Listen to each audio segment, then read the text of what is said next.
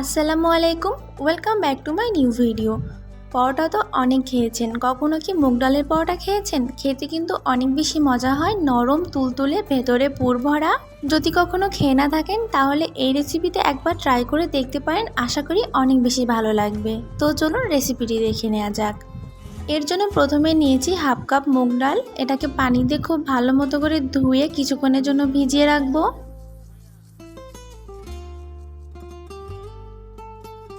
মুগ ডালটা ভিজিয়ে রাখার ফলে দেখুন ফুলে ডাবল হয়ে গেছে। খুব ভালো করে পরিষ্কার করে ধুয়ে নিয়েছি। এখন একটা কড়াইয়ের মধ্যে মুগ ডালগুলো সব দিয়ে দিব।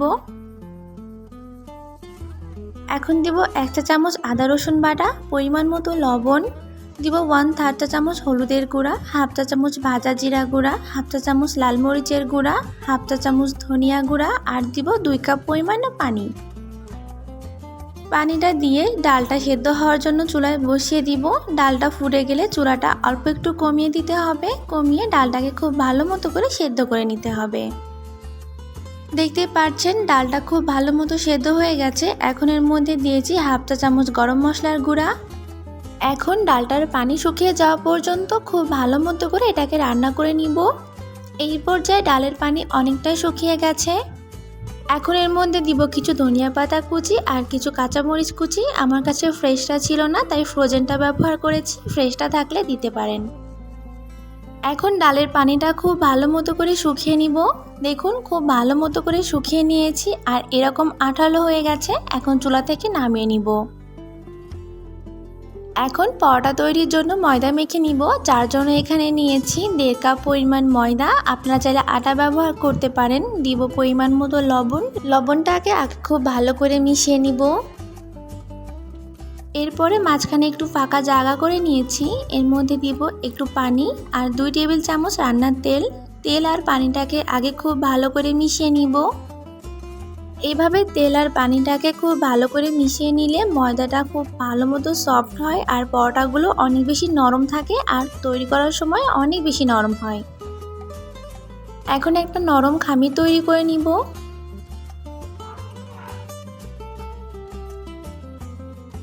খামির তৈরি করা হয়ে গেলে এখন এর থেকে লেচি তৈরি করে নিব।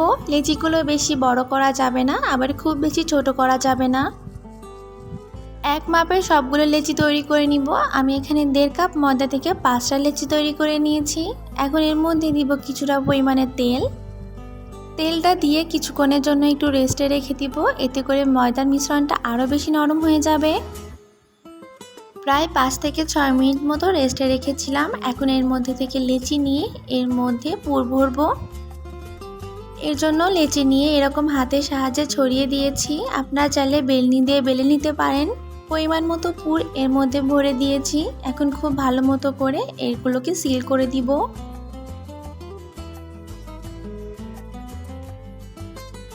খুব ভালো মতো করে পুরটাকে ভরে নিতে হবে, যাতে করে পুর বেলার সময় বেরিয়ে না আসে। এই সেমভাবে আমি আরেকটা তৈরি করে দেখাচ্ছি। পুরটা আপনারা আপনাদের পছন্দ মতো পরিমাণে দিতে পারেন। সিম্পলভাবে এই মুগ ডালের পুরটা খেতে কিন্তু অনেক বেশি মজা হয়। চাইলে একবার তৈরি করে দেখতে পারেন। পুরটা খুব ভালো মতো করে ভরে নিয়েছি। এখন বেঁচে যাওয়া যে পুরটা আছে এগুলো আমি ডিপ ফ্রিজে রেখে সংরক্ষণ করব। যখন ইচ্ছা হবে তখন বের করে পরোটা তৈরি করে নিতে পারবো। এখন পরোটা তৈরি করে নিব। এর জন্য কাউন্টার টপে কিছুটা পরিমাণ তেল লাগিয়ে নিয়েছি। ময়দা দিয়ে বেলা যাবে না, তাহলে কিন্তু পরোটাগুলো ভালো হবে না। হাতের সাহায্যে প্রথমে একটু চেপে পুরটাকে চারপাশে ছড়িয়ে দিতে হবে। এরপরে বেলনি দিয়ে বেলে নিতে হবে। এই পরোটাগুলোকে খুব বেশি মোটা করা যাবে না, একটু পাতলাই রাখতে হবে। বেলা হয়ে গেলে এখন সেঁকে নিব। এর জন্য একটা প্যানে দিয়েছি। এক পাশে একটু সেঁকা হয়ে গেলে উল্টে দিতে হবে। প্রথমে 2 পাশে খুব ভালো মতো করে সেঁকে নিব। 2 পাশ খুব ভালো মতো করে সেঁকা হয়ে গেলে এর মধ্যে এখন তেল দিয়ে দিব। তেল দেওয়ার সাথে সাথেই দেখবেন পরোটাগুলো ফুলে যাবে। এইভাবে পরোটা ভাজলে সবগুলো পরোটাই হবে ফুলকো ফুলকো। এখন 2 পাশ খুব ভালো মতো করে ভেজে নিলে আমাদের এই পরোটাটা তৈরি হয়ে যাবে।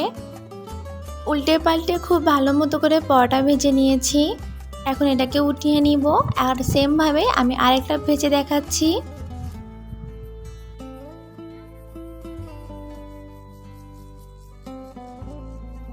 এইভাবে দুই পাশ খুব ভালো মতো করে সেঁকে নিলে পরোটার ভেতরে কাঁচা থাকবে না, আর এই পরোটাগুলো খেতেও অনেক বেশি সুস্বাদু লাগবে। তেল দেওয়ার সঙ্গে সঙ্গেই দেখুন পরোটাগুলো কিভাবে ফুলে যাচ্ছে। এইভাবে আমার প্রত্যেকটা পরোটা ফুলেছে। আপনারা যদি সেমভাবে তৈরি করেন তাহলে আপনাদের পরোটাগুলো এরকম সেমভাবেই ফুলকো ফুলকো হবে। একইভাবে আমি সবগুলো পরোটাই ভেজে নিয়েছি। এই মুগ ডালের পরোটাগুলো খেতে কিন্তু অনেক বেশি মজা লাগে। যারা কখনোই এই ধরনের পরোটা ট্রাই করেননি, একবার ট্রাই করে দেখতে পারেন, খেতে কিন্তু অনেক বেশি মজা লাগে। আর দেখতেই পারছেন পরোটা কিন্তু অনেক বেশি নরম আর সফট হয়েছে। এইভাবে পরোটা তৈরি করলে কয়েক ঘন্টাতেও পরোটা শক্ত হবে না, এইরকম নরম আর সফট থাকবে। আশা করি আজকের এই ভিডিওটি ভালো লেগেছে। দেখা হবে নতুন আরেকটি ভিডিওতে। আল্লাহ হাফেজ।